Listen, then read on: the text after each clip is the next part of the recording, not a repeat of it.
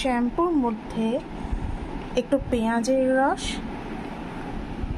আর একটু hibiscus and methi powder, এর বদলে জবা পাতা অ্যান্ড ফুলের পেস্ট করেও দিতে পারেন, আর মেথি পেস্ট করে, বা মেথি পাউডারও কিনতে পাওয়া যায়।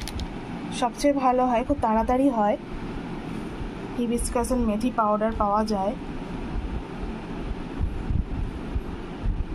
এটা 2 চামচ।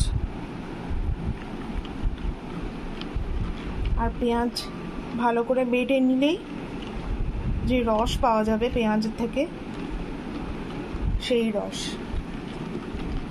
একটা পারফেক্ট শ্যাম্পু। হেয়ার ফল কমায়, চুলের ঔজ্জ্বল্য বাড়ায়।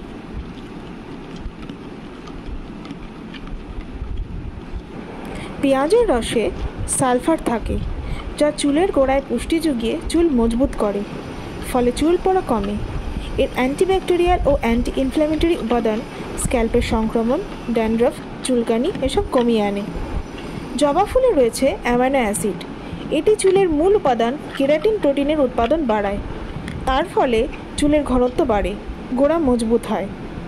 এর ভিটামিন ই ও সি চুলের প্রাকৃতিক জেল্লা ধরে রাখে, নতুন চুল গজাতেও সাহায্য করে। মেথির মধ্যে আছে লেসিথিন নামের একটি উপাদান, যেটা চুল ও স্ক্যাল্পের স্বাভাবিক আর্দ্রতা বজায় রাখে, যার ফলে ত্বক শুষ্ক হয়ে চুল ঝরে পড়া কমে।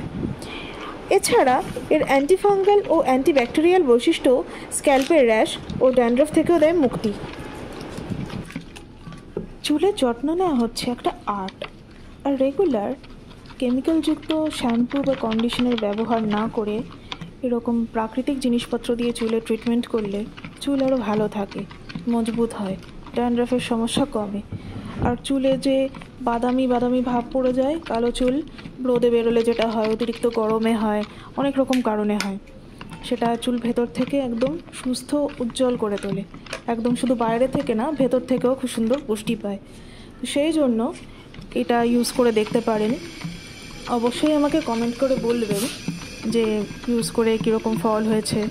আর এটা অল হেয়ার টাইপের জন্য, বিশেষ করে শুষ্ক চুলের জন্য, কারণ মেথি ইউজ করলে যে ড্রাই ফ্রিজি হেয়ার, সেটা অনেকটা ঠিক হয়ে আসে। আমাকে অবশ্যই কমেন্ট করে বলবেন ইউজ করে রেজাল্ট আসছে কি না।